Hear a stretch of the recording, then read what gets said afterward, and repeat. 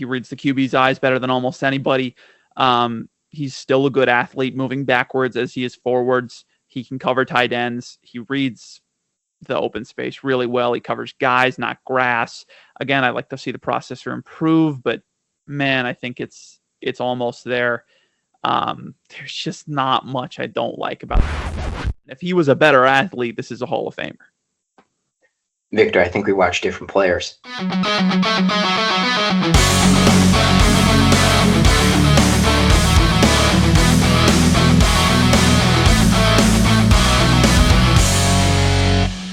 Welcome to the Balls Talk Sports NFL podcast. And I can't believe we're here. It's Summer Scouting, episode 2. We're covering the linebackers today. I've watched 15 guys. This is a fantastic linebacker class, Victor. I can't wait to get into it. Yeah, this linebacker class is, to say the least, special. And I think if we have some time at the very end of this class, we'll talk about overall what this class is and if it has the potential to be a generational linebacker class. If we have time at the end, which we may not, we did not have any time at the end last episode, so I doubt we'll have time at the end of this one. But I think suffice it to say, we don't know much. It'll be another 9 months before we really know if this is a generational linebacker class. It's a damn good one. So I'm excited to hop into it today. Yeah, let's get it going. Let's get kinky. We have 10 guys. We're doing top 10s today. That's how deep this linebacker class is, where it doesn't even feel like there's a drop-off the whole way. I mean, I've watched 15 guys, and 14 of them I have really, really liked. But to watch that many guys, sometimes you're going to be on a time crunch. You got to pack stuff into your schedule. I was at the gym 10 minutes ago. The pheromones are brewing. We're sweating. We're ready to get kinky. Let's do it. Do you want to read off your 10 to 6? Well, I don't have any. So I watched 10 linebackers, but for this episode, I watched 11 players, and I got to give it to you, Elsen. We're going to start. I think we should start this episode off with a fucking take, which now we have video, so you can see Elsen whenever it cuts out when he does that. Elsen, you always cut out whenever you make a high noise. So that cut out. But he already knows. Whenever I make a high noise? Like whenever you laugh or you scream, it always cuts out. And it's so disappointing. Victor, that was totally silent. Oh, it was? Yep. Oh, you were just letting me talk. That's so nice of you. That really is. He's got it down. He really does. But yeah, we're going to talk about a take Elsen had in the last episode.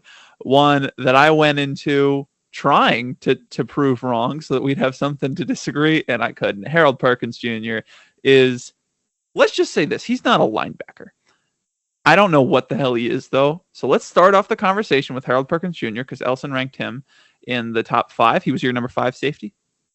He was, I think he was 5. Maybe he was 6. I'm panning over to that page right now. He was 5. You're right. Yeah. So he ranked him as his number 5 safety in the 2026 safety class. And Perkins thought of as a linebacker and edge is where he played. He makes the call out, says he's a safety. Guess what? I watched the tape. I come away with the idea that he's a safety too. So we're going to talk about that first because he's not a linebacker for either of us. And coming in my safety rankings, he's going to be number 6. Just below Kamari Ramsey and just above Keon Sabb. He kind of bridges that gap between those two because it's a very large gap for me. So it's kind of nice to have a guy in there that's firmly between the two. Not really in the sphere of Ramsey, but not really in the sphere of Sabb either. I don't know what position he is, but I do know he can be the world's best QB spy. Yeah. Well, I do know what position he's not, and it's linebacker. This is less of a reflection of I think he'll be good at safety and more of a reflection of I don't think he can play linebacker. I just don't think he's big enough. I don't think he's physical enough. I don't think he keys well enough either. No, he doesn't. And when you actually watch his pure linebacker tape, there's a lot of good things about Harold Perkins, but I feel like most of the things that we're going to talk about as far as his pluses, his strengths, really aren't things that necessarily apply to linebackers specifically. They apply to really any position.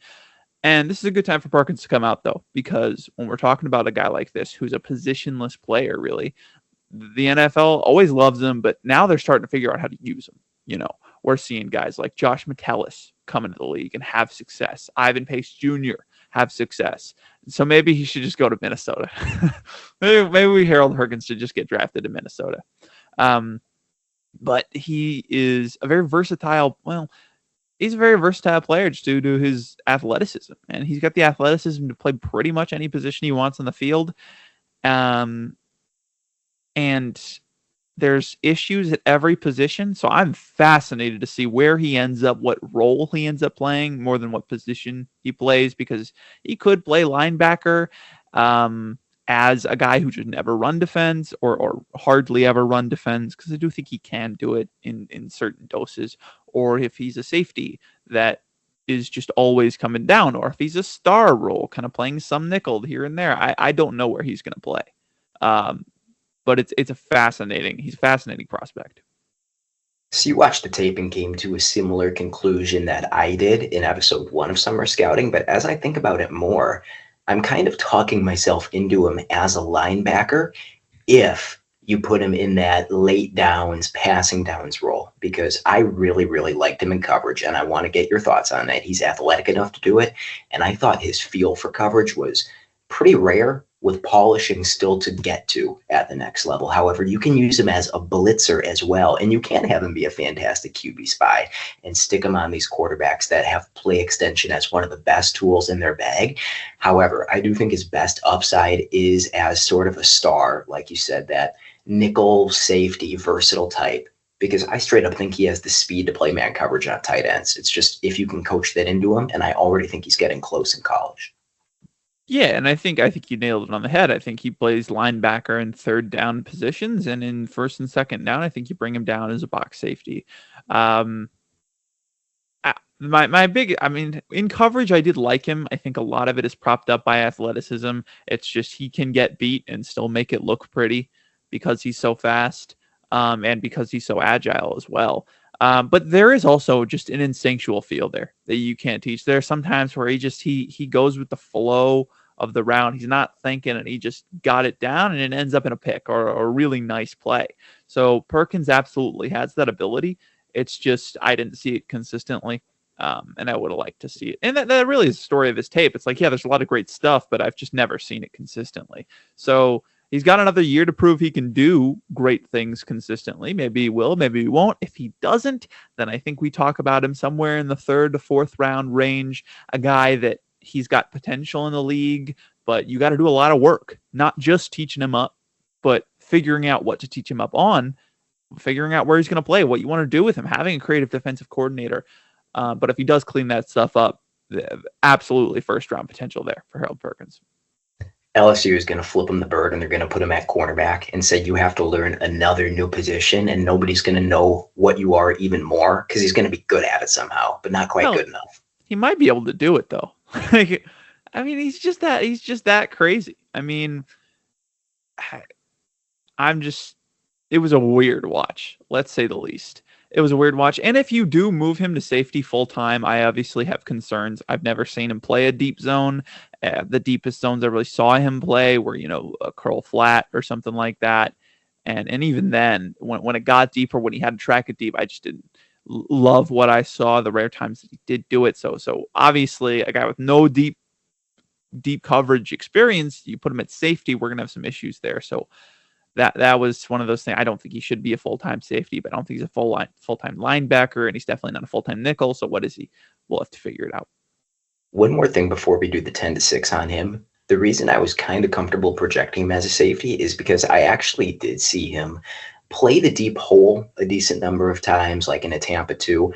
And there were a couple of plays where they even really mixed it up and had him rotate into a deep third because they motioned the safety off. So we probably just didn't watch the exact same games, but I saw them tap into that a little bit, and it was just enough. Are we ready to go 10-6 now? Yeah, one more thing about Perkins.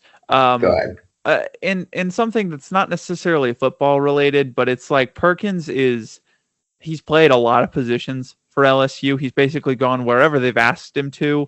And he is a very athletically gifted dude. He could just be athletically gifted and be kind of like he could be a prima donna if he wants to. He's that awesome of an athlete, but he does whatever the defense asks him to. He's played so many positions. He really can.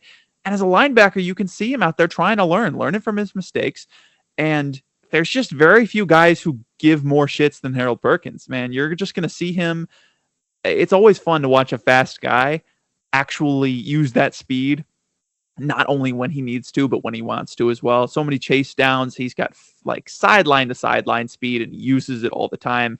He's always going to take on the block with as much strength as he got. Just because he gets washed all the time, that's another issue, but you never have to worry about effort with Harold Perkins. We could do a full hour and a half episode on Harold Perkins alone. Yeah. But unfortunately, we have other players to talk about. Move on. All right. Anybody else stand out from that didn't make your top 10?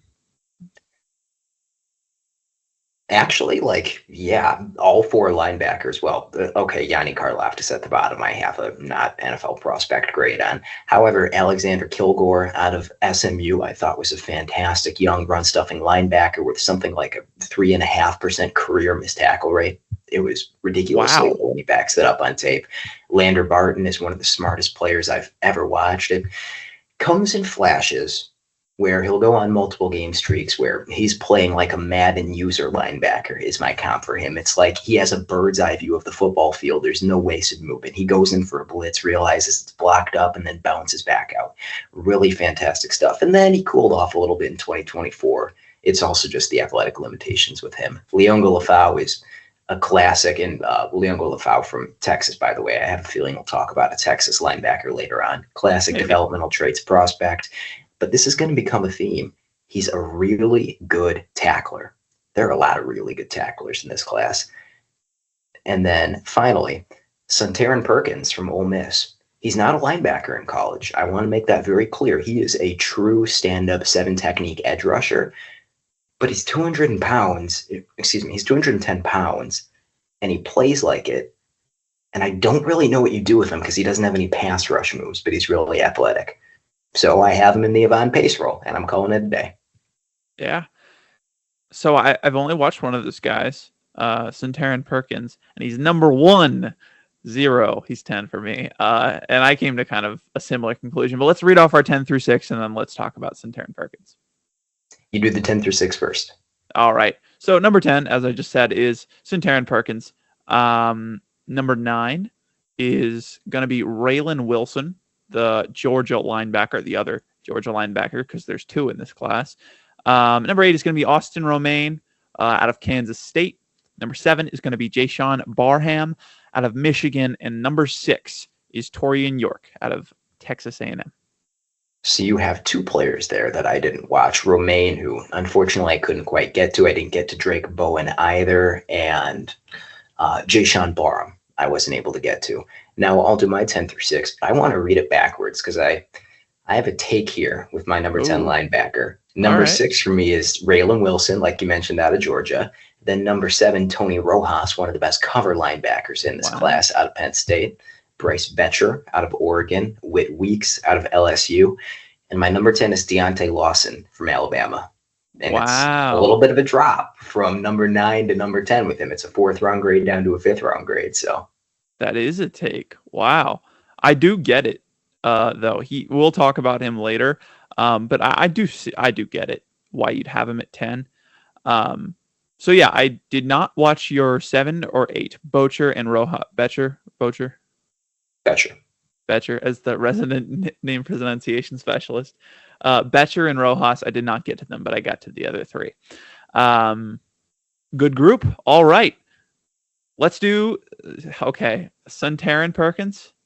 Suntaran, yep. Suntaran, because I've been calling him Suntaran or Suntarine or Suntarine. There's a lot of ways you can try to pronounce it. So many great options. I know, but Suntaran is the way to pronounce it. We've got it down. Yeah, this guy's just super weird, man. Before I watch tape, I always try to, I go up online, I look at major stats, I was like, okay, what is this guy doing statistically wise that gives me an idea of what to look for?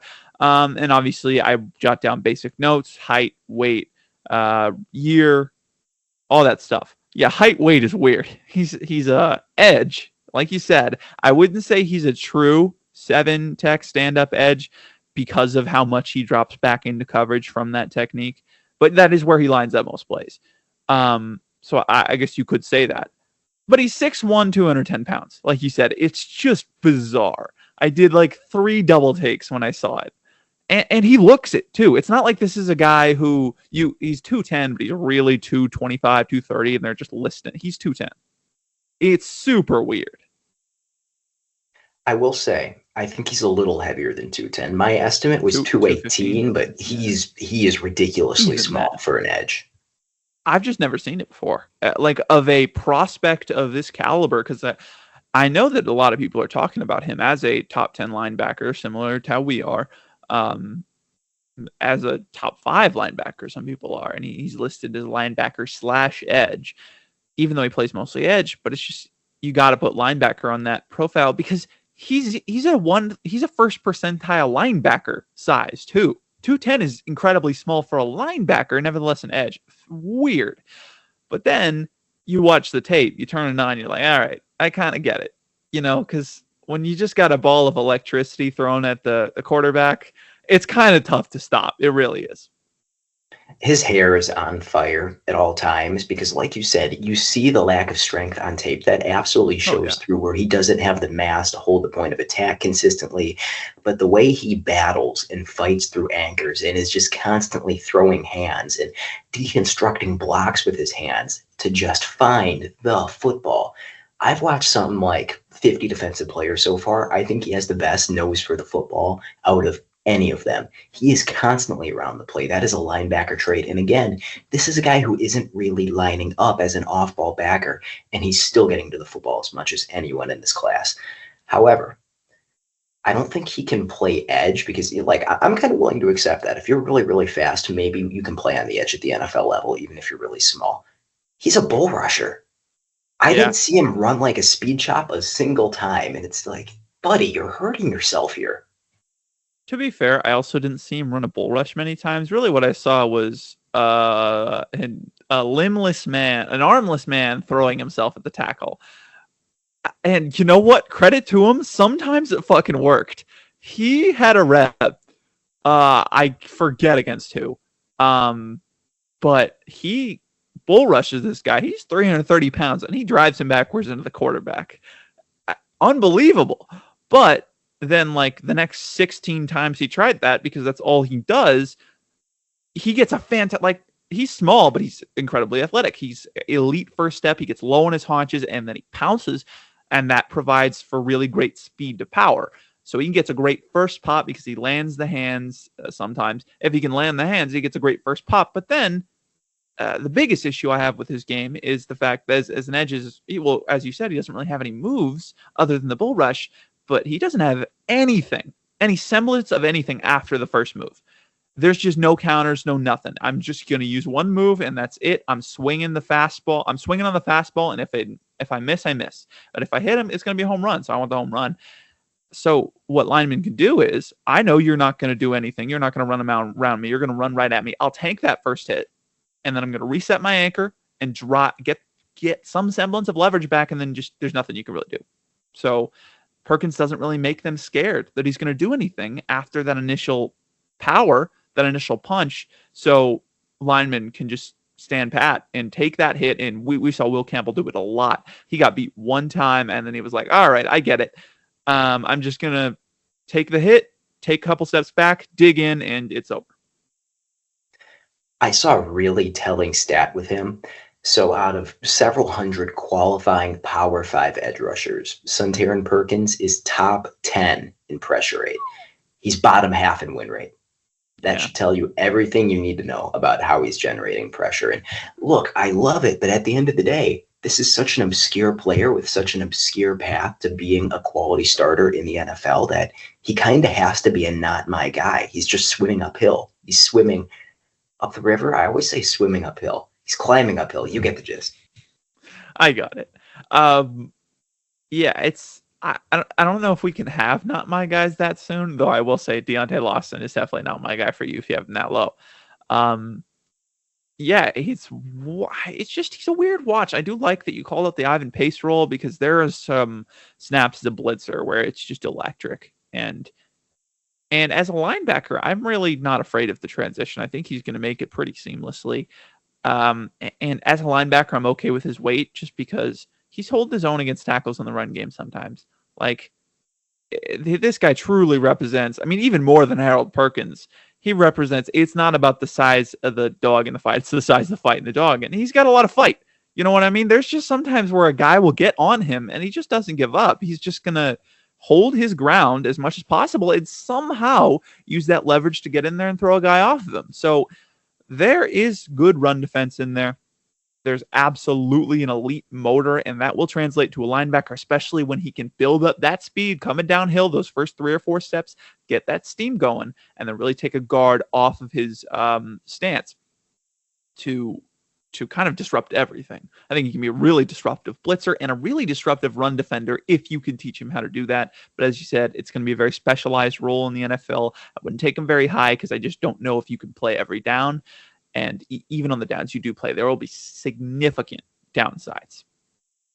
At absolute worst, you were getting an absolutely kick-ass special teamer. Oh, yeah. He's going to light it up in that phase. Unbelievable special teamer. And he drops into coverage occasionally, like a fair bit. He's good at it. Like, I mean, is he great? No, but with more reps, I think he's going to be good. He's a solid coverage defender already, and part of it's the athleticism, but he really does have some sort of feel at least. It's not like there's nothing there as a cover guy. So my next couple linebackers are a little more conventional. Did you watch Whit Weeks? I did watch Whit Weeks. So is he out of your top 10? No. Okay. All right. In my top 5. So should I? I completely get it. I loved him. So should we talk about Bryce Betcher then, since he's my 8 and you didn't watch him? I didn't watch him, so yeah, take the lead. Okay, so imagine Whit Weeks, but a little older and probably a little bit better of a processor because he's a little older. I think what really sells you on Bryce Betcher is the way he plays in his story. He was a walk-on at Oregon, I believe. Let me check my notes to see if I'm correct about that. I have in my notes, he was recruited as a safety and dual threat QB, and he initially walked on for Oregon playing baseball. He was a 13th round pick from the Astros last year, 12 home runs, 35 RBI. And it's funny because his baseball ascension, getting more at bats, getting more time, I think he plays center field as well, has mirrored his football ascension as he's worked his way onto the field and become one of their starting linebackers. We're going to talk about their other starting linebacker a little later. I can't wait to get into that. And he is super smart, one of the better processors in this class, not completely foolproof, but you see a ton of beating pullers to their spots, which I'll always be attracted to. He can get a little bit aggressive against zone and surrender the cutback lane, but he tends to play ahead of the curve, and in coverage, I think he's really intelligent. I think he's one of the players in this class that knows how they're being attacked and will continually stem toward route concepts, not going to get baited out of position. The one big hang-up with him is he is a bad lateral athlete. And this is one of my macro takes. I don't like linebackers that can't tackle explosive running backs in a phone booth because it makes everything so much harder. And so I can love just about every facet of your game. But if I think the lateral explosiveness is limited and you're never going to be able to bring down Jahmyr Gibbs or whatever the tear down from Jahmyr Gibbs is one-on-one, I can't have you super high. So that's Bryce Betcher. I have him at number 8. He is a really easy, nice watch. I was going to say, I think there's like 3 guys in the NFL that can bring down Jahmyr Gibbs. It's not an easy task. Who would be like the benchmark for, you got to be able to tackle this guy one-on-one? That's tough. Like, you got to be able to tackle Tony Pollard. If you're going to be an NFL linebacker, you got to be able to tackle Tony Pollard. Like, I love it. That one's perfect because he's got a little tough bit of guy. Yeah, he's a tough guy to tackle. But if you can't do it, then he'll beat you, but you need to also beat him. You know. Perfect. That is the Dalton line of NFL running backs that you have to be able to tackle. Yeah. Where do we go next? That was not a shade at Tony Pollard, by the way. It was a compliment. No, he's a great back. Fantastic. Yeah. All right. Trying to remember. So I had Raylan Wilson at 9. You would have been 6. Yep. You just talked about one of the guys that I didn't watch. Why talk about one of the guys you didn't watch? Pretty simple evaluation, one that I don't think will take too long. That's Austin Romaine out of Kansas State. I actually texted you about him when I watched him. He's the one who can't cover? Yeah, so I was wondering. I texted Elsen on the 4th of July saying, hey, I just watched the most, I just watch the most American, like old-timey linebacker on for the 4th of July. This is what America was founded on. He's just a white linebacker who defends the run very well, but really just can't cover. And can't cover's a bit of a stretch, but I had to sell it. He's not a 1940s linebacker, but sometimes he really does feel that way. He looks the part. I mean, he's big, 6'2", 240, but he looks bigger, 245, 250, packs a whole bunch of muscle on that frame as well. And yeah, he just plays the run really well. Exceptional diagnostician. He reads the play one step, fire downfield. And this is a guy where we're going to talk about coverage and athleticism in a second. He has good run defense athleticism. We talk about this with some linebacker as a position especially, where there are guys who are just good to great to elite athletes coming downhill, but just when you put them on a back pedal or even going side to side, they just cannot match that athleticism for some reason. In the first 5 to 8 yards, Austin Romaine is a really solid athlete. He's going to fire off of his landmark, and he's going to penetrate. He's going to hit the open hole if there is one, and he's going to make a play because he's generally the first one to see that. Now, with that comes some issues, right? He is a true junior, I believe. I think he's a true junior. So he's going to have the true junior stuff. You watch enough of these true junior linebackers or true sophomore tape, you're just going to see a lot of overrunning the gap. Like I'm just gonna miss it. A lot of guys are gonna cut back on these guys, and Austin Romaine is not immune to that. One of his biggest deficiencies in the run game. And he did have an 18% missed tackle rate, which is very high. Which not very high, but it's higher than a lot of these guys on this list. And it's definitely not something you want to see. So that definitely knocked him down my board a little bit. But part of it is, like you talked about, that lateral athleticism isn't necessarily there. So when we're going against better athletes, it's just tough to tackle him. But he's just going to come down. He's going to bring the thump. You know what I mean? He's violent arms and shoulders. He really has mastered stacking and shedding. Like, I'm just going to get the leverage on you, find the ball, and then tackle the quarterback. He can shoulder guys really well, get that shoulder into the like the lineman's almost armpit and get through. He's a solid blitzer. There's just not much to dislike about him and he's also got just a insane motor, never stops working towards the ball. There was one play against Arizona State. Cam Scadaboo beats him. I think he actually breaks Romaine's arm tackle. And then Austin Romaine, he's like 15 yards back at this point. He comes all the way back to attack Cam Scadaboo. And by attack, I mean attack. He attacks him. He rips the football free. Kansas State ball. And that's the kind of plays where it's like coaches will say, that's teach tape. That's why effort matters. And Romaine's a really good example of that, similar to Harold Perkins. Now, to coverage side, won't take long. He's just not a good enough athlete to cover NFL. Like as a backwards in coverage, he's just not a good enough athlete to cover better NFL athletes. It's just not going to happen. But he's a okay spot dropper who I think you're not going to die if you have him in coverage, similar to an Alex Singleton. He's not going to be an absolute liability, but sometimes you just can't play man with him. He's got good eyes, read the QB, but it's pretty cut and dry with Romaine, especially with another year of development to really work on some of those run defense kinks. We've just got a really good run defender who plays with his hair on fire, loves the game, and just isn't that good of an athlete. I can't wait to watch him because I've watched like 4 white guys and they've all been able to cover. And I just keep thinking this is blasphemy. We need the neck roll type of dude. So I'm excited to check out Austin Romaine out of K-State. That kind of player needs to come back to the NFL. I mean, I don't even care if they're not good. Every team should have one out there just for the 100%. Aesthetics. Now, do you mind if I talk about the exact opposite player in Tony Rojas who you didn't watch? Let's do it. So Tony Rojas is a third-year junior out of Penn State. He's listed at 227, so decent size. I thought he looked a little more slight than that.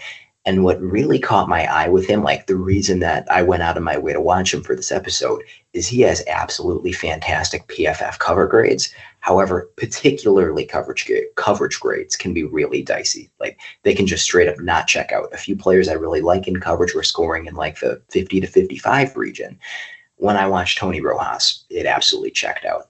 He's really good in zone, where he has that next level of anticipating route concepts where, say, if they're attacking him with a corner route as the clear route and then two in routes coming underneath, he'll follow the corner route upfield and then he'll slam on the trigger and he'll get in front of those in routes and he'll get ready to break up the play.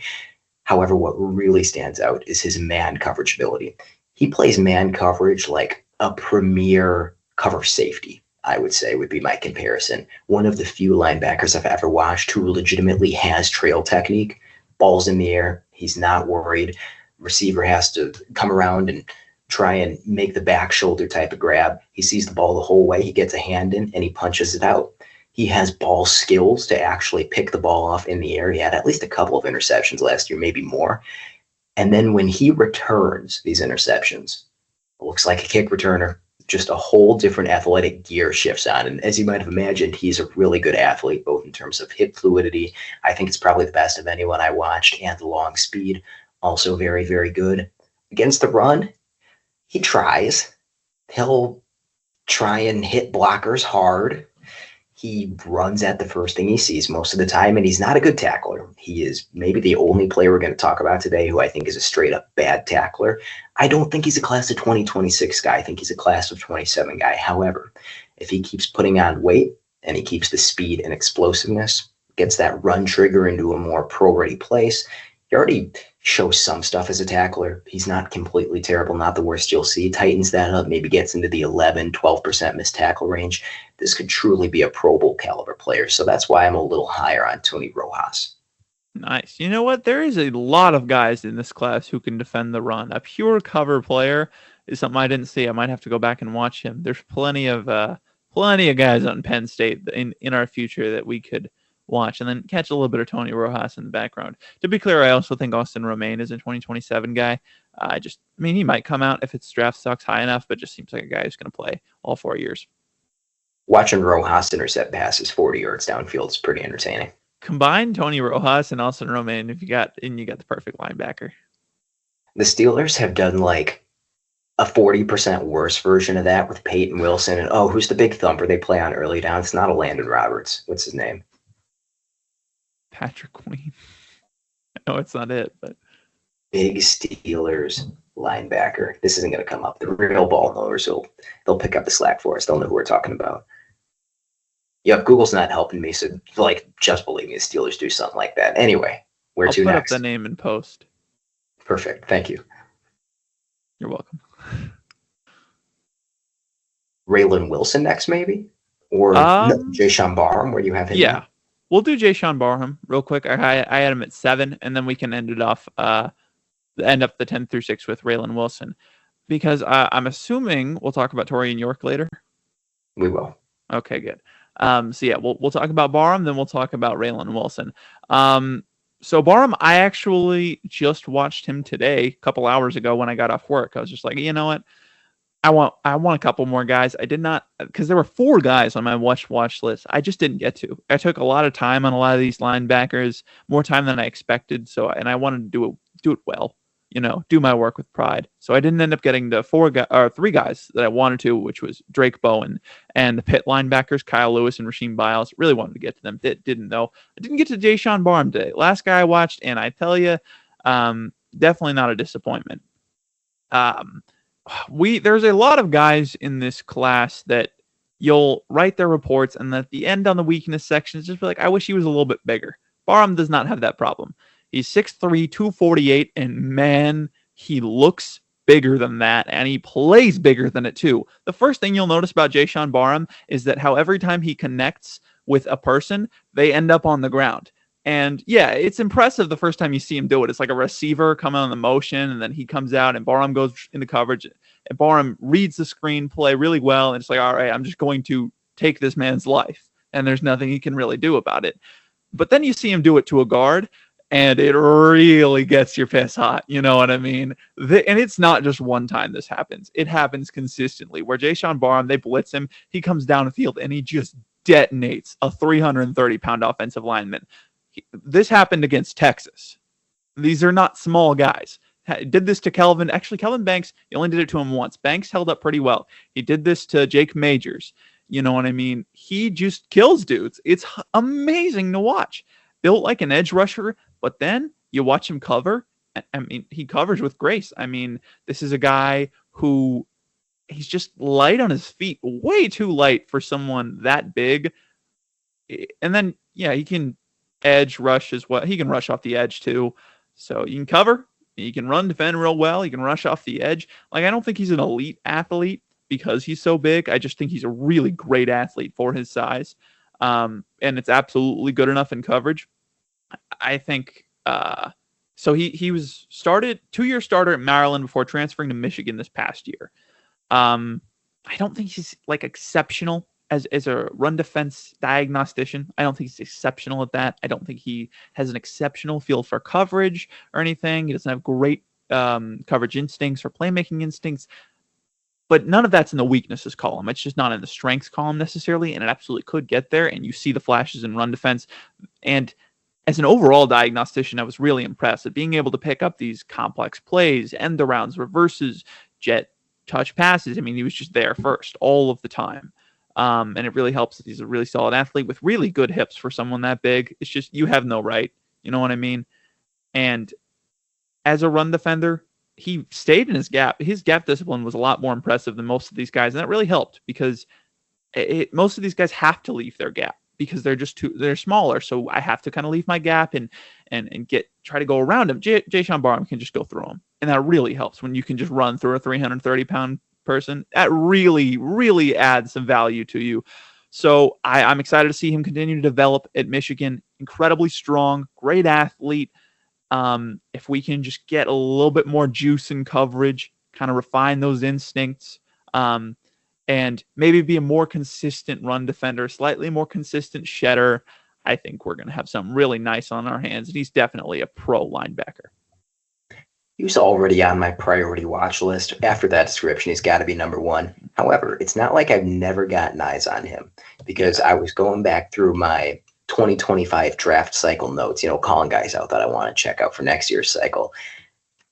Linebacker Jayshon Barham, Michigan, moves better than he should at his size. Nasty AF was the write-up from Elsen from 4 or 5 months ago. And that kind of just sums up the player. I didn't need all those words. Nasty as fuck. Jayshon Barham. He was just so entertaining in the one game I saw. Yeah. And you know what? Side tangent. Watching Michigan, that defense was so good last year. Josiah Stewart, how do you block him? Mason Graham, Kenneth Grant, unbelievable. And also, interesting tidbit, when I was doing background research on all these guys, because I like to have what were their star ratings, what awards have they won. So apparently Jayshon Barham went to the same high school and played together with Derek Moore, current Michigan teammate, and a guy I'm sure we'll talk about in our Edge episode. So that was interesting. And then he goes to Maryland, and then he transferred to the same school as Derek Moore. Very interesting. That Michigan defense is just ungodly fun. I wrote down a couple other Michigan guys, probably just from one game, because they're all kind of like around the same period in my 2026 write-up. Jair Hill, cornerback, plays with a ton of intensity. Zeke Berry, cornerback, aggressive and fiery, a little out of control with lots of ball production and lots of yardage allowed. Also a terrible tackler. Everybody is insane on that defense. If you're not insane, you're not allowed. I know Jair Hill's on. I'm going to watch him for corners. I think he's pretty decently regarded. I had a lot of cornerbacks that I'm going to have to watch again on there. Will Lee III out of Texas A&M, Domani Jackson, and Xavier Brown from Alabama. Actually, they might be too young. They might only have 1 year under their belt. But Dalen Everett from Georgia. It's an absolutely insane cornerback class by the looks of it. Super deep. Going to be tough to watch all the guys in time. Oh, yeah. It's exciting. All right, now Raylan Wilson? Yeah, we'll do Raylan Wilson. You want to kick it off? Yeah, because I think I'm a little higher on him than you, right? Yeah. We probably view him similarly. It's all about the athleticism.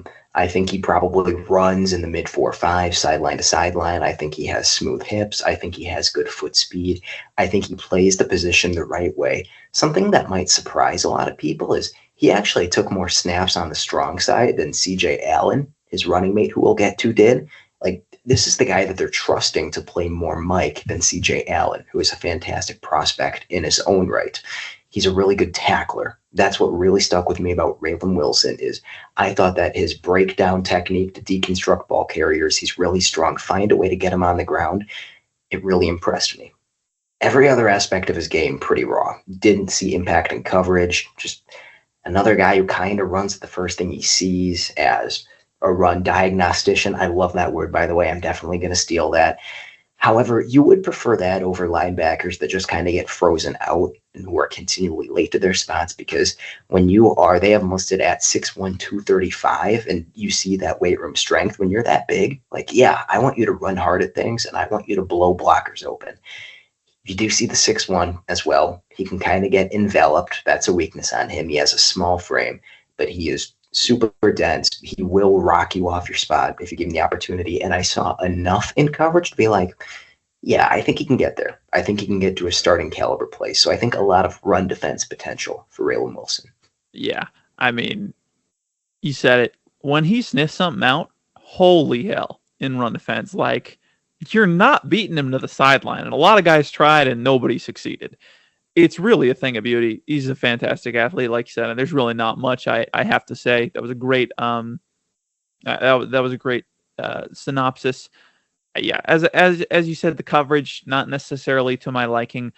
I do think there's something there, right? And run defense, there really is something there as a diagnostician. There is football IQ to recognize concepts. It just doesn't happen consistently. He's just very raw and one of those guys that if it doesn't all come together this year, I think it probably will if he stays another year. I do believe it will eventually happen. It's just I don't think I'm going to bet on it necessarily because there is so much to work on. But it's Georgia. They develop front seven players. If we're talking about him as a first-round pick in a year or two, I don't think we're really surprised. So, this class has those hard-nosed run defenders. It has the pass coverage guys. Guys, we know what it's going to look like in a year. So we have that kind of solidified depth. But we also have the unknowns like Raylan Wilson. It's just exciting. So now from the 10 to 6 region, we have talked about everyone other than Torian York for me because I have him higher, and Whitweeks for you because you have him higher. Yep. Should I go to my number 5 who you didn't watch? Sure. Yeah. Who did I not watch? Devin Jackson, who is Bryce Betcher's running mate at Oregon. There wasn't like a clear Mike Will distinction between them. And I think that Betcher is probably the better player right now. However, Devin Jackson is a fourth-year junior. He's only gotten on the field more recently. However, this was a high-end recruit with really fantastic sprinting numbers. Do I have that in the bag somewhere? A 10.5 400 meter, 21.63 200 meter. Those aren't elite of the elite times. But this is a linebacker who weighs 230 pounds that we're talking about. And I don't see why he's not getting more buzz based off the athleticism alone. But that's not all he does. He actually can diagnose the run. He has one of the best eyes for exploding into the backfield and capitalizing on tackle for loss opportunities in this class. And I think that down-to-down stuff, the not getting caught out of position stuff, is really coming along. What sells me on him even more is in a class full of fantastic tacklers. Like, it's pretty much lights out tacklers on my board from 6 to 1. He might be the second best that I watched. He just knows how to take guys down. It is fantastic. People don't get by him. I think his career missed tackle rate is about 7%, which is maybe just a little shy of elite. He'll take on blocks. He plays with a ton of intensity. In coverage, that's probably his biggest weakness. He's active when they put him in the hook area. Like, he can snap onto routes. You can pick on him a little bit. You can draw him out of position. You can run an over-the-back route over him, and he's not going to know exactly what's happening behind him and get into position. But as a run-and-chase early downs linebacker with fantastic speed, who's not going to screw up plays that he has in the bag, he's always going to finish. I love him in that role. Also a really good blitzer. Hey, yeah, and when you've got that athleticism, that just gives you that natural ceiling to be a good coverage defender if you can get a feel for it. So, we'll see if he gets there. Yeah, when I'm watching Matayo Yungalele or the corner they have over there, I'll definitely have to take another look. That defense has a lot of guys on it too. Yeah, Oregon's just going to be really good for a long time. That's just kind of they've built such a great program over there. All right, do we want to do a full reveal of the top fives or count them down? I feel like we should count them down. that brings excitement. This is a little bit more exciting of a top 5 than last week's episode, I say. All right, so I guess I'll reveal my 5.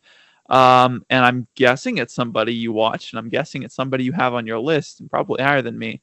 Sonny Styles, the Ohio State linebacker. Yeah, he's higher for me. Okay. Oh boy, that had some sauce to it. All right. He's higher for me. Yeah. All right. Oh boy. Well. All right. Yeah. Do you want to talk about it? Or do we kind of keep going? Let's wait on him. Keep revealing. All right. Who's your 4? My 4 is C.J. Allen out of Georgia. Oh, let's go. Yeah. Is he also your 4? He's my 4 as well. Yeah. Let's go. I mean, I feel like he's everybody's 4. That's just kind of who C.J. Allen is. He's the 4th best linebacker in this class. It doesn't really matter who you have above him or below him. I just feel like he's the 4th best linebacker. He's just Victor. He's the consensus number 1 linebacker in the class. No, he's not. Yeah, he is. He's one of 2 guys who were in the top 32 on NFL consensus big board. Yeah, but Anthony Hill's like 5. Hill is, I think, consensus number 2. There's no way. I have the big board up. Let's zap on over there and see what we got. Lying. Let's see. No, Anthony Hill's the number 1. C.J. Allen is surprisingly high, though, at 25, number 25 overall, and number 2 linebacker. So this is a take. We have a take. You didn't realize it, but we do have a take here. We have a take. I mean, 2 spots lower isn't much of a take, but it is something. So, do you want to talk about C.J. Allen? Sure. I really liked his athleticism, especially running sideline to sideline. I thought for a bigger backer, he's listed at 235. I think he lives up to that on tape. He has decent hip fluidity. What really stands out with him is the tackling. He doesn't miss. He is one of a couple players that I have given any A+ grade to. When I'm grading over the summer, I just do it on like 5 traits on my board. Keep it basic. He gets an A+ in tackling. I think he's okay in terms of diagnosing the run. I think he can be a little slow. I think it's coming along nicely, but they also kind of deployed him in a role where he didn't have to do a ton of diagnosing because they had Jalen Walker as well, who was doing most of the green dot stuff for them. So if he projects as a Mike at the next level, is that something he can handle mentally? We're going to see. And in coverage, I hate to say it, but he just didn't really stand out to me. I didn't think he was bad. I didn't think he was constantly out of position or anything like that. I just thought he was kind of there, and that's okay. But I think this is probably a solid starting Mike at the next level. Oh, yeah. And you know what? I think the first thing that I said when I watched Malamunda Jr. last year was, yeah, okay, the other linebacker's better. The other linebacker's better. And C.J. Allen, let's be clear with all of this stuff. We're going to say all this stuff about him. He is 19 years old, and he has been playing on the Georgia defense as a massive player for 2 years. So he's going to be a true junior next year. I got to put my hand up. Oh. I don't think he's 19 anymore. I have 21.1 as his age on draft day. Oh, put him at like 20 and a half right now. Because PFF has him 19.9. PFF doesn't know anything. I don't know. Okay, let's look up C.J. Allen's birthday. I might have his birthday wrong. This is incredible stuff right here. C.J. Allen birthday scouting.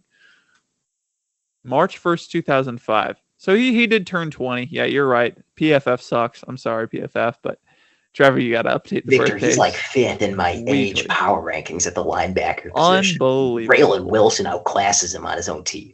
20.8. He's old. 20 is so old. But he's 20 and a third years of age, and sometimes it does show.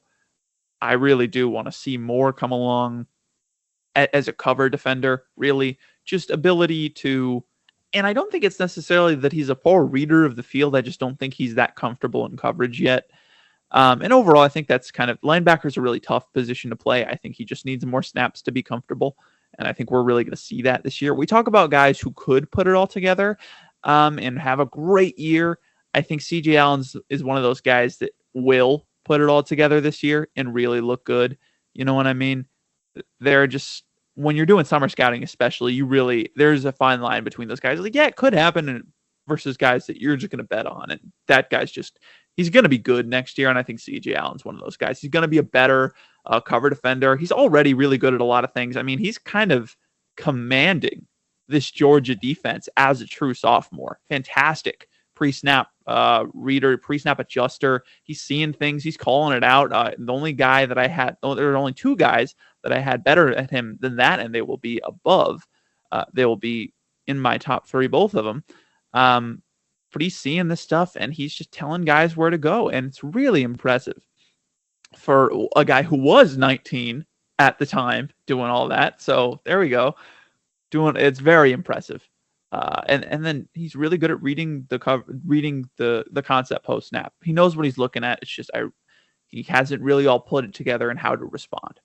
As you said, fantastic tackler, also a fantastic blitzer, like a 23% pressure rate last year. He reads the run well, and then man, that athleticism shows when he's trying to penetrate. So there's a lot to work with here. And if you can just feel a little bit more comfortable in coverage, I think he falls into that trap of guys, especially younger guys. They're told to read the QB's eyes, and I think they take it too much to heart. You do need to know where the receivers are, and CJ Allen's one of those guys. Just keep track of the receivers' positioning a little bit more, develop some blitzing technique, extend those arms a little bit so you don't get swallowed whole by linemen, which happen occasionally, and I think we have a really good player on our hands. I think the biggest difference in terms of how we view him is just the mental side of the game, because I liked him diagnosing against the run. I thought he picked up a lot of unnecessary contact, especially in pursuit. I didn't love his angles there. Against the pass, I didn't think he saw it super well, and this is probably just a watching different games thing, but I didn't see him making a ton of pre-snap checks. So with that information, maybe I have to watch another game, go back and revise, and maybe he'll climb beyond that second to a third round grade I have on him right now, because he undeniably plays like a Mike linebacker. The toughness is completely there. Oh, yeah. All right. Top threes. Should we just reveal them all? Let's do it. You want to go first? Yeah. So number 3 is going to be Whit Weeks, the LSU linebacker. Number 2 is going to be Deontay Lawson, the Alabama linebacker. And number 1 is going to be, with much pain in my heart to say, the Texas linebacker, Anthony Hill Jr. So fascinating. Top 3 for me is you have my number 3, 9, my number 2, 10, and my number 1, well, we haven't figured it out yet. Most likely out of the top 10. I have a take, Anthony Hill. Nobody has him as linebacker 1. He's garbage. I do have him at number 3, though. I'm a little low on Anthony Hill. Yep. Okay, you're gonna absolutely hate this. I have Torian York out of Texas A&M 2. I do. And I have Sonny Styles 1. And I think I'll die on that hill, Victor. I absolutely loved Sonny Styles' tape. I did too. Maybe I don't have the balls to pull the trigger and put him number 1, but I'm just gonna firm disagree on York's placement. We'll talk about him in a bit. I absolutely get Sonny Styles at number 1. Because he's got the highest ceiling in this class of anybody. Anybody you name, yes. Who do we talk about first? Like in this group, because we're pretty much jumping. Maybe Raylan Wilson. But, oh yeah, who do we talk about first in this group? I don't know. I guess let's talk about Whit Weeks. Oh, yeah. We have 5 guys left to go, don't we? Yeah, Weeks, York, Lawson, Hill, and Styles. Yeah. Let's talk about Whit Weeks first, because he has the highest score. You know what I mean? I get what you mean. Why don't you take it away on him, since you love his tape so much? Yeah, I really do love Whit Weeks, and I do acknowledge that I may have gotten a little bit carried away, but he is in the same tier as Deontay Lawson and Anthony Hill. I want to make that clear. I absolutely get why you have Anthony Hill 3, and I really was tempted to put him below Deontay Lawson and below Whit Weeks. It was just, they're all in the same tier for me. It just ended up cutting that way. Hill's number 1, Lawson's number 2, Weeks is number 3.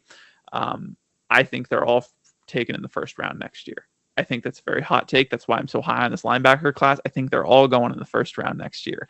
And I guess it is a pretty big hot take for Whit Weeks, because I try not to look at that before I watch guys, but a couple of days before the episodes, I'm going to try to really look and see what the general consensus is, though it's hard to find. It doesn't seem like anybody's really there with Whit Weeks, which I'll be honest, I just don't understand how you can look at a true sophomore playing the way he is and just not see it with him. You know what I mean? I think he's a great athlete. That may be the difference. Sometimes we just don't see eye to eye athletically. I think he's a great athlete with elite downfield acceleration. And do I think he's the best athlete of all time? No, I generally try to go like elite, great, very good, good, solid, average. That's kind of the Victor grading scale in terms of adjectives. But man, he's great. He's a great athlete. Doesn't really leave much on the table. He's very agile. We talk about guys at the tackle point being able to loosen those hips and really make the tackles. I think Whit Weeks is a great example of that. The amount of times I've seen this guy just flip the hips and then make the most absurd diving tackle you'll ever see in your entire life it's more than like 5. I don't understand it, man. He just jumps like he's a fucking dinosaur in a Jurassic Park movie. He's a velociraptor, and he just doesn't miss many tackles too. He just hits well. He just attacks violently. He wraps up well. Career missed tackle rate below 10. He's never seen a missed tackle rate below 10 in his 2 years. There's just not much he doesn't do well, in my opinion. I think he is a average man cover defender because he hasn't seen many man coverage reps. I don't think it's due to his athleticism. I think he gets flat-footed occasionally. I think it's due to technique rather than a lack of athleticism. Get him more reps because he's a true sophomore. This is another one of those guys that I think he's already put it together. And if you had the draft today, I'd take him in the 2nd round. But I do think he's going to put it all together next year and become a true 1st-round linebacker because he's also just incredibly smart for someone that young. He just sees really everything. I mean, you're just not going to see many missed reads in the run. He flows the correct way all the time, and then he comes downfield really quickly, hits the lineman really, really hard, or he's going to duck around and try to make a play, and sometimes it doesn't go well. I'd like to see him improve that, just like most young linebackers, but sometimes it does. He's got that innate playmaking ability to really muck things up there, and then it also doesn't hurt that this is just a guy.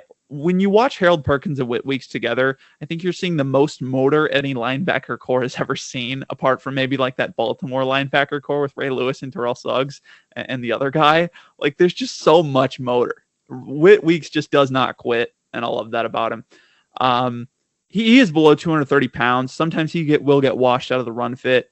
And again, like, he's still not all there mentally as a processor. Sometimes he's a little slow, especially in coverage and play action. We want to see that get better. I trust that it will. Just keep getting more reps, and he does have some injury concerns that scare me, but I just think he's going to be a elite to great to elite run and chase Will, who's going to make a lot of Pro Bowls and a couple of All-Pro teams.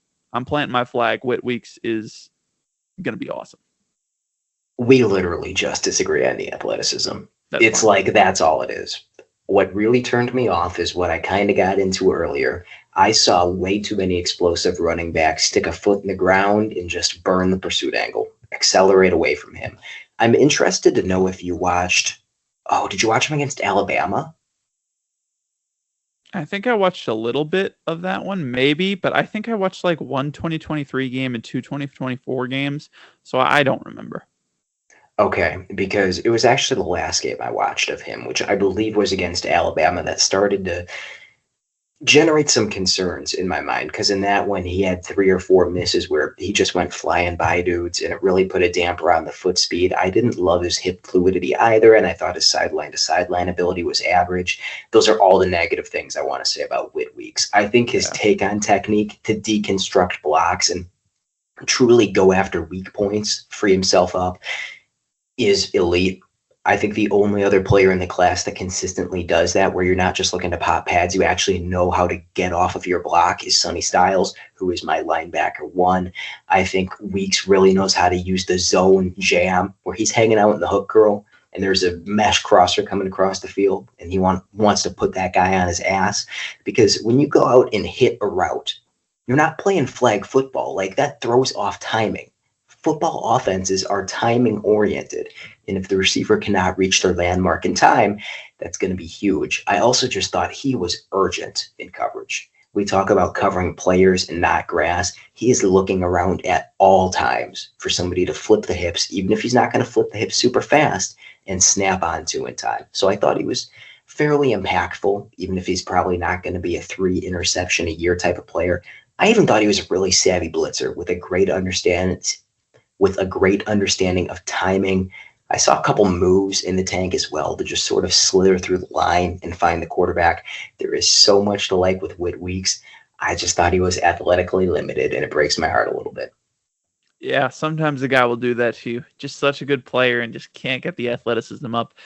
Unfortunately for me though, I love his athleticism, so I'm all the way there. But man, that thing, the hip fluidity, it's really tough to gauge. It's It is. really tough. So it's just either one of us could be wrong there. It's probably somewhere in the middle. Um, and We're both wrong. He doesn't have hips. yeah, medical genius, Yep, medical you were genius. talking about medical concerns. That's what it Exactly. is. That The was hips that don't was what it exist. was. He doesn't have hips. That's his medical concern. Um, I talked about it a little bit earlier, but I really did see him make a couple of pre-snap checks that impressed me, especially telling guys to blitzing himself when it clearly wasn't in the original design. I thought that was very impressive. But yeah, that kind of thing where it's just hard to gauge hip flexibility at the tackle point. I think there are just some plays where it's like, yeah, that looks like his fault because he just couldn't make the play. But then I have to kind of temper myself and be like, who could make that play? Nobody. Mhm.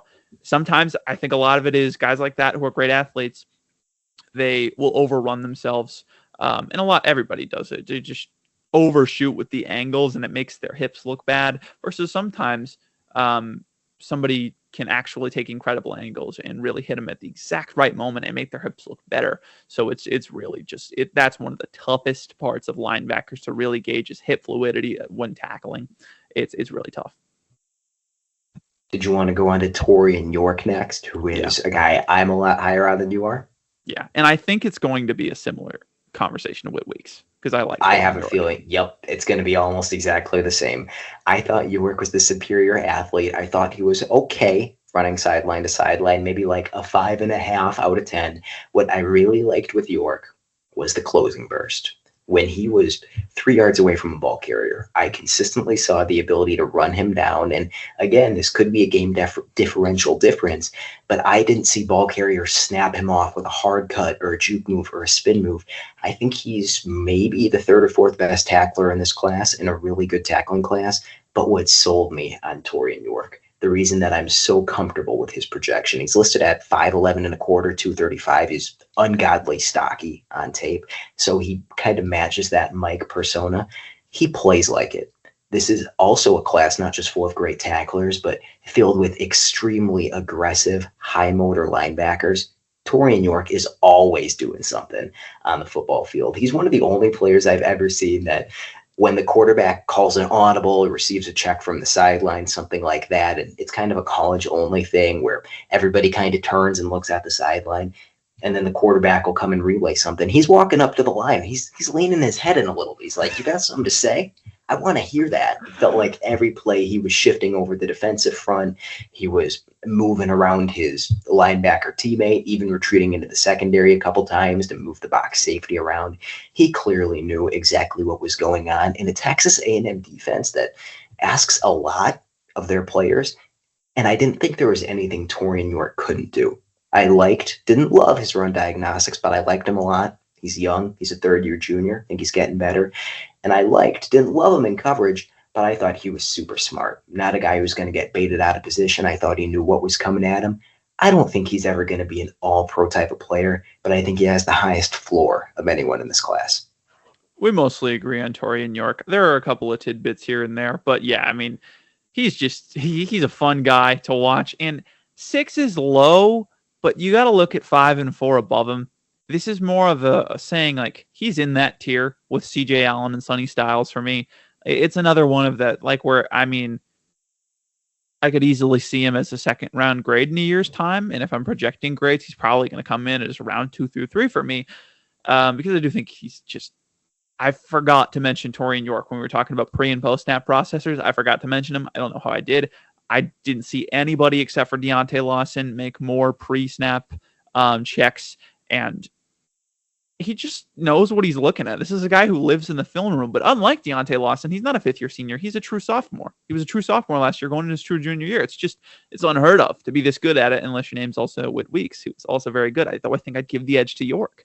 As you said, exceptional tackler. He just demoralizes runners. I feel like that's the best way to put it. I don't know how. It's just he just sucks the life out of them when he tackles them. You're talking about run defense. He can maneuver really well. This is not a guy that's going to get caught up. He's going to get hit by the chaos of the line. You know what I mean? And I love that you talked about his motor, because, man, that's a guy I want to play with. He's got a fire in him. So a great leader, fantastic locker room guy. There's just some... athletically, I thought he was a good athlete. I just didn't think he was great.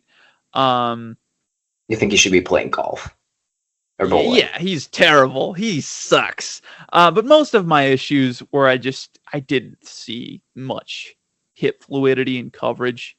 I was just like, I do think you have the linear athleticism to run with your fair enough. You have enough linear speed and closing, like his closing burst is exceptional. He's definitely a better downfield athlete. Like we talked about with Romaine, he's a better downfield athlete than he is a backwards athlete, but he's not a bad backwards athlete. It's just a little bit worse.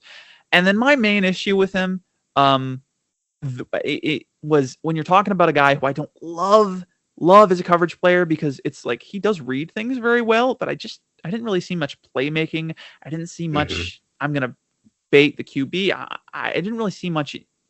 I didn't see much in coverage. He's good enough. I don't think he's a liability. Absolutely not. He's probably a plus, but he really feels like a guy who's just comfortable spot dropping and doing the job, rather than a guy who's really going to make a difference in coverage.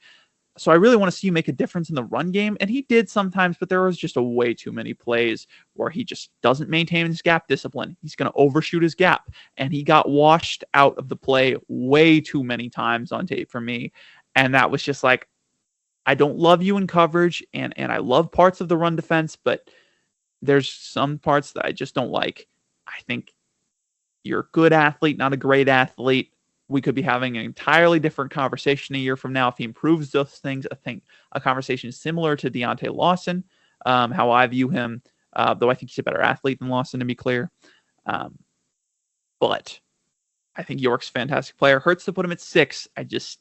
One too many nitpicks for me. And that's what it is. You hate to put a guy down for nitpicks, but sometimes there's just too many. I understand why you think he might just be a guy at the NFL level. And linebacker is more of a strong link position where at offensive line, guys with a high floor are going to get drafted early because you need someone who can fill in. You need someone who can say, not be a liability in pass protection. At a position like linebacker, to get drafted early, you've got to be a dude. You have to have some playmaking upside, or you have to be the rare case of a player who just basically never screws up. And so I understand why it can be a little riskier betting on Torrey and York to be that player and to be almost perfect throughout his true junior season. But I think if I was going to bet on anyone in this class, it would be him. Hence me ranking him number 2. I will say, though, he is in a tier with Anthony Hill Jr. and CJ Allen. Yeah. And I do think that, I don't see his athleticism as bad as maybe you do with Weeks. I do think it's good in the Victor athleticism tier. I think it's good. It's just, if I'm going to rank somebody that high, I need it to be great, or I need you to be almost perfect. So, all right, who are we talking about next? I feel like we should probably do Lawson. Yeah. So this is a really nice segue. If we talk about a guy who's not, I don't think he's a limited athlete. I don't think he's a bad athlete. I'd say he's a solid athlete, good in some areas, average in others. So if you have a guy like that, like we were just saying, you need to be almost perfect. Deontay Lawson is perfect, in my opinion. I just didn't see anything on the tape where I'm watching, and I'm like, there were like 4 times total that I was like, yeah, he screwed up there. I have 3 negatives for him. Like, that's the lowest of anybody. One of them is only slightly above average athleticism. The second is processor has shown a lot of elite flashes, but I would like to see a little bit more consistency. And then the third is he's not the strongest at the point of attack, and he needs to learn how to take on blocks with his hands a little bit better than just his body. And that's pretty much it. So I probably that's why I said I get you have him at 10. So if you just see a couple plays where you're like, I didn't love what I saw there, see a couple more plays like that where it dings him from almost perfect to pretty damn good at everything except for athleticism, then we have a problem and you think that he's a limited ceiling. But I think he's got that potential to be that guy who, yeah, he's a solid to good NFL athlete, but man, it's the mind that gets you there, because the positives for Lawson are just incredible. There is nobody smarter in this class than Deontay Lawson. There's nobody knows the run game better. And in a class full of true juniors, it's really refreshing to see a fifth-year senior come in and just read everything really well and not give up the fucking cutback lane. He just never did. He never did, and that was such a breath of fresh air. He just doesn't give up the cutback lane. He's a renowned leader and captain at Alabama. Think about the constant talking of how much we loved Jalen Walker last year in that area especially. It seems like Lawson is that kind of guy for Alabama, which is incredible. He reads not only... This is also something that Whit Weeks is very good at. He doesn't only read the play, but he reads the running back. And that's another thing. People get caught up in reading the play. They forget to read the running back. A big key is that you got to keep your shoulders, you got to keep your hips or shoulders, one of the two, square with the running back. So if they're running really far outside, your hips or your shoulders are open. All right, and I'm ready to chase you down. Something I thought Raylan Wilson really struggled at, and I think you can get more out of his athleticism if you just teach him how to mirror the running back. He does that to an elite level. So he just always reads the running back correctly. You're not going to beat him around the edge, not because he's got great athleticism, but because he's always in the right position. He's not going to be a step late because he's not a below average athlete. He's not even an average athlete. So he has enough athleticism to allow himself to really not lose anything from his elite processor and things like that. He's a sound tackler. I think his missed tackle rate is above 10%, but really I think it's a similar conversation to Demetrius Knight Jr. that we had in this past draft class. The amount of times where his ability to read the run puts himself in a position to make a tackle that otherwise would not have been possible is that's more of a reflection of that. And when you talk about these guys who are elite at the run, they're generally bad at the pass. Lawson's not that. He reads the QB's eyes better than almost anybody.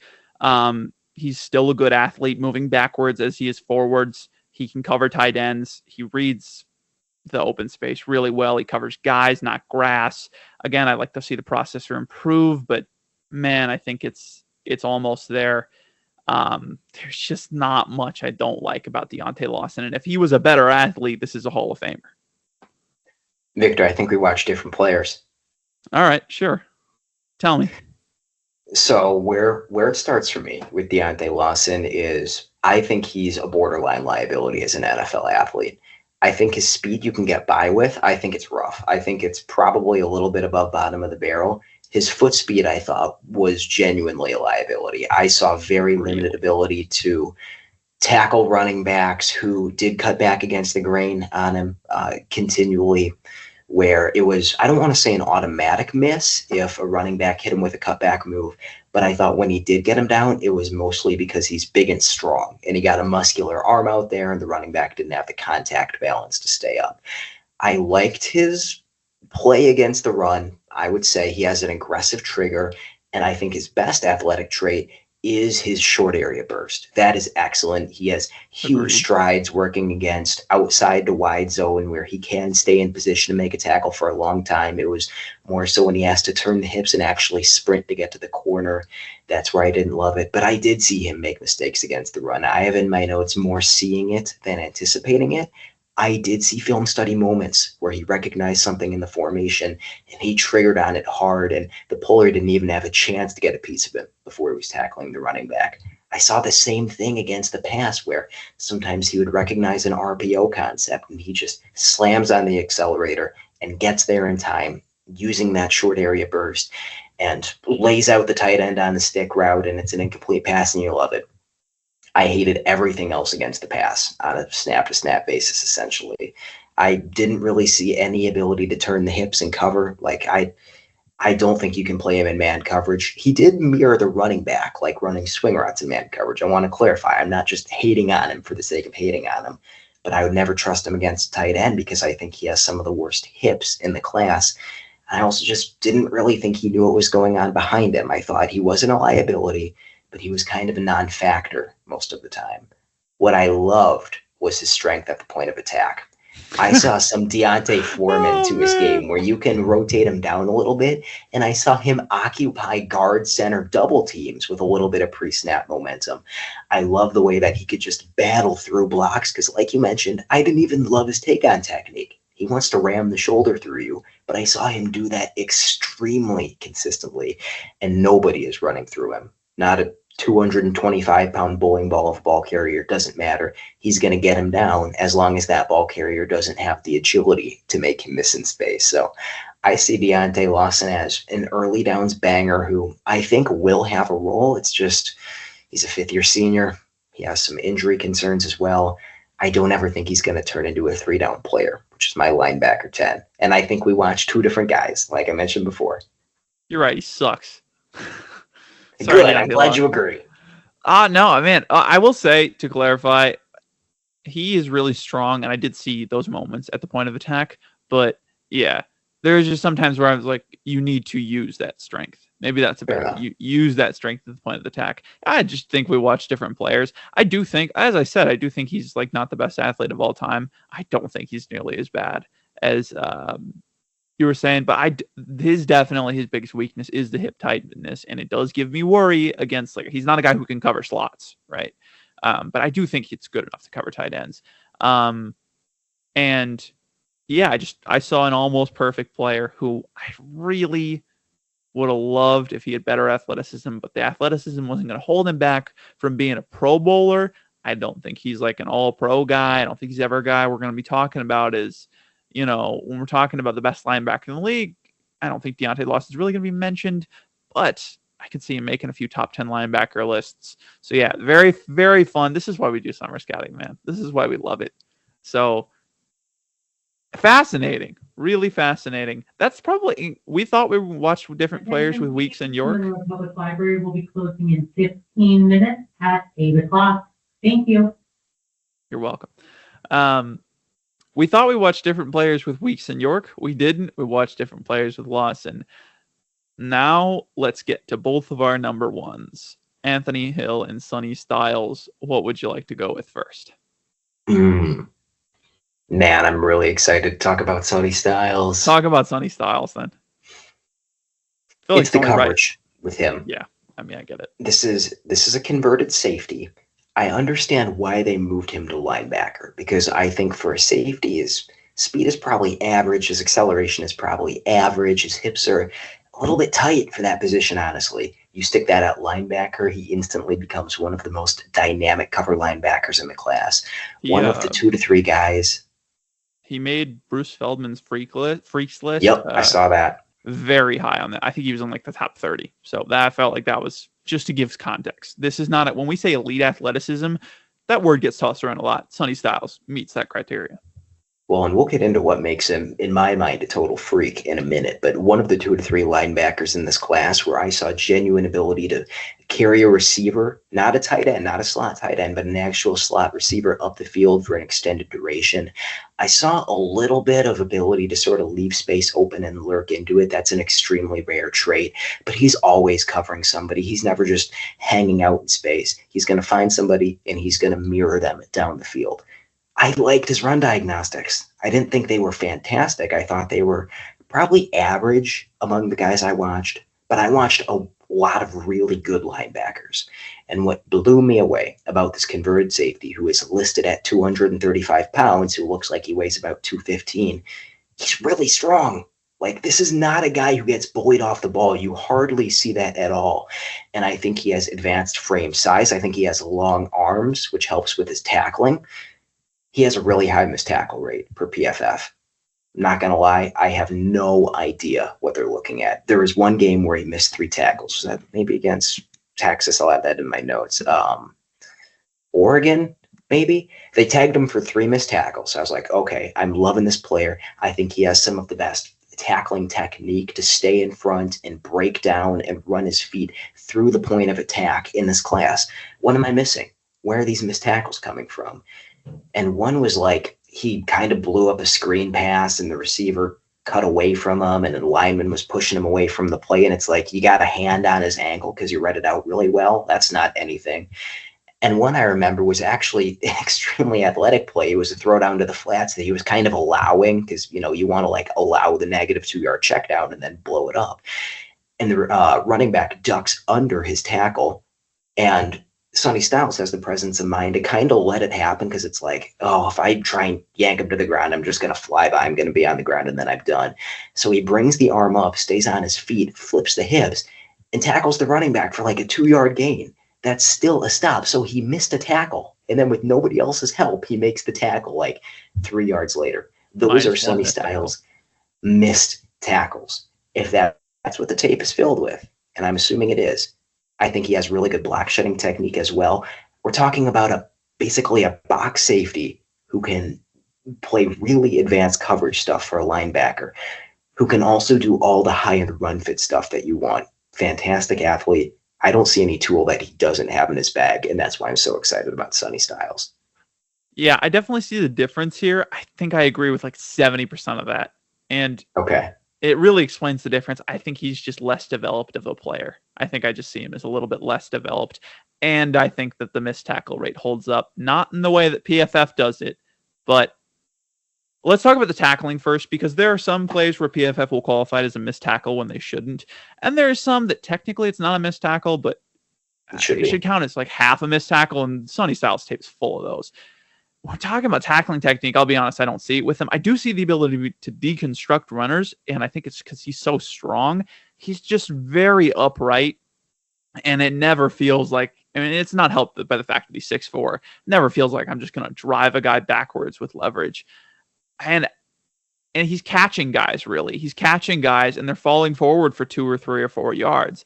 And that should count as half a missed tackle. It really should, because you're adding a couple extra yards to the play, where if he jukes you, another guy's right there to help fill in, and that's just another 2, 3, 4 yards. So it's really the same thing as if you were to stonewall him, like Deontay Lawson does a lot. So that was really the issue I had with Sonny Styles' tackling. I do think it's all, but it's all there. Everything I'm going to talk about in a second, I'm not going to take too much time because I think it was a great breakdown you did of Styles, but it's all there. And that's why I said he is the highest ceiling of anybody in this class, save maybe Anthony Hill, maybe, because he is such a freak athlete. He just should not be able to move the way he is. He's listed 6'4", 235 or something like that. It's unreal. And I absolutely agree with the strength thing. There's nobody who takes on blocks that strong that looks that small. I mean, he just detonates guys. I'll say it again. In the run fit, where I do disagree is I saw a lot of struggles trying to block shed. He's got decently long arms. There were flashes of elite block shedding ability where he's stacking the guard really well. He's going to come in. I'm going to get that inside shoulder and just make the play. I can see the running back. I'm going to make the play. But there was a lot of times where he just kind of gets tied up and doesn't get free. Not a good arm tackler, it's a luxury more than it is a weakness. You'd like a guy to be a good arm tackler, but it just felt like he couldn't even try. He couldn't get his arms off of him. So that was disappointing. And I think in coverage, he's really nice. It's just the processor needs to come along for me. There were a lot of guys that ran into his zone where it's like he picked him up maybe a couple yards too late, and then he let him go a couple yards too early. And it's not much, but in the NFL, that's NFL open. You're going to leave. You can't leave that open. You just can't. We talk about guys not seeing what's behind them a lot. I think sometimes he doesn't see what's in front of him. He's so obsessed, but he sees guys behind him incredibly well, and which is a great trait. But I think he sees guys behind him at the expense of the spot route 6 yards in front of him. So I think there's sometimes where he's just a little late getting down to make that tackle, because he just doesn't see it as well, or he kind of loses track of it. But this is a guy medical concerns, eyes on the wrong side of the head. Yeah, eyes on the wrong side of the head, really. But also, one thing I don't believe you mentioned, he's an insane blitzer. like, he's unbelievable. It's truly incredible to watch. And it's not just athleticism. He's got serious technique. And the flashes are all there. Elite run defense tape where he's making plays, but also staying in the gap. There's elite coverage reps. I think he probably will put it all together at some point. I just had him 5 because I liked the 4 guys above him a little better, but I understand why you have him 1. This is the son of NFL linebacker Lorenzo Styles, by the way. Yep. Just want to call that. I think he also has a brother at Ohio State, so a very Lorenzo athletic family. Styles Jr. That's convenient. They like to use him in sort of a true will overhang type of role where he didn't have to do a ton of diagnosing. I want to see if he can handle more of those green dot responsibilities this year. So I still have some reservations, but I think I made my case for why he's my linebacker 1. It's all about the upside. And when you're that athletic and you're that strong and you can be that big, I want you to try to play Mike linebacker, man, because that's where I'm going to get the most value. But yeah, I mean, wouldn't be surprised if the Vikings end up with him because he's Brian Flores' wet dream. Oh my God. This is really what he is. Imagining that. I'd rather not because I'm a Packers fan. Yeah, if Brian Flores could create a linebacker in the lab, it's Sonny Styles. It's awesome. Now we're going to have to go a little quick on Anthony Hill, but I think that's okay. There's not a ton to say about him because he does not have a lot of weaknesses to his game. Yeah. Hill, for me, it's really just he is a great athlete. But I think he's just, we talked about this. He's a guy that is almost there. We haven't seen it all put together yet, even though it's still awesome as far as like the actual football details, because he's such an amazing athlete. The stats and the awards and the pedigree is all there. And he's just such an instinctual playmaker. We'll get to it. Some of the football, the processor, just reading things out, the nitty gritty film room stuff is not quite there yet, but it's one of those things that, yeah, in a year's time, it's going to be there. I'm just sure of it because I've seen it. I watch freshman tape. Even in freshman year, he's getting better. In sophomore, he takes a big jump. He's going to take a big jump in his junior year. He's going to be impossible to play. He was already impossible to play because he's the best playmaker in this class by a wide margin. Nobody comes close. Insane athlete. I don't know. Why don't you talk about him a little bit? Because I think really it's not, I could go into the nitty gritty a little bit, but I'd like to hear your thoughts. I don't think of him as an insane athlete. I think that he has really, really good burst, which is the most important trait for a linebacker. I thought his foot speed was perfectly fine. I thought that. Please bring all materials to the circulation desk for checkout. Thank you. I didn't think that he was blazing fast. I thought that he was more than fast enough. I thought his foot speed was more than adequate. I don't think he has a bad athletic trait anywhere in his game. I just don't see elite upside with him. I did like the film room stuff. I saw him continually make the right reads against both gap and zone concepts really consistently. I thought the processing speed, how quickly he's keying on to stuff, had room to come along. He's good in coverage. I don't think he's great in coverage. He's a fantastic college tackler. He has ridiculously, absurdly strong arms where it's just like his margin for error is obscene. You can be like 3 yards away from a guy and he gets a paw on him. It's like, oh, well, the guy's on the ground now. So maybe at the NFL level, he has some work to do. But come on. I mean, he's already a fantastic tackler and he's played 2 years of college ball. It's going to get even better once he starts to mirror with his feet more consistently and time up his clinches better. This is a very high floor prospect, plays the game the right way. I just don't see game-changing upside, and that's all it is. I really like Anthony Hill. Yeah, I think I'm actually slightly lower on his processor, but not much. To be clear, I'm nitpicking him in the way that I only do blue chip prospects because I think that's how we're going to be talking about him in 7 to 9 months' time. So I'm going to nitpick him the same way I nitpicked Joe Alt, Jamar Chase, Bijan Robinson, Penei Sewell, all of these great prospects. The smallest part of their game, you got to nitpick them because there's just not much else. So when I say the processor is not all there, that means it's better than most of the guys on this list. But for the standard of being number one, I'd like it to be a little bit better. And I agree on the tackling. In the NFL, he'll need to improve it. But he's still got another year. He'd go in the first round. He'd be linebacker 1 in this class. He's better. He'd be a better prospect than Jihad Campbell this year. He's probably played more games than Jihad Campbell, actually. He's a starter as a true freshman, starter as a true sophomore. He'll be a starter as a true junior. Not much to say about Anthony Hill other than the fact that whatever games you watch, however you see him, I think we can all agree he's going to be a damn good NFL linebacker. One more thing before we get out of here. Some of these top backers that I have takes on, I haven't watched all the tape I'm going to watch on them because I'm going to have to watch Bama to watch some of their defensive backs. I'm going to have to watch Georgia to watch probably more of their defensive linemen. I'm going to have to watch more Texas to watch just the entire Texas defense, unfortunately, because they're all just insanely good. And so it's always about cross-checking. Where do I still think the way that I thought a month and a half ago? We'll see. Maybe Anthony Hill will finish as my linebacker one. But Sonny Styles ain't moving, though. I watched 4 2024 games on him. He's locked in. But yeah, we do have to get going, but this is an amazing linebacker class. And no matter how you slice it, it's going to be a really entertaining one to watch after this season because there's so many guys that I think are going to get better. And there's so many guys I'm excited to see get better. And there's just not many guys I think are going to disappoint me. So I'm destined to get disappointed by this class, but I'm ready. I think it's going to live up to expectations. Victor, we previewed, 15 linebackers today. It was a fantastic episode. I had a great time. What I love about these guys is every single one of them, they play hard. And we're telling you to stay hard.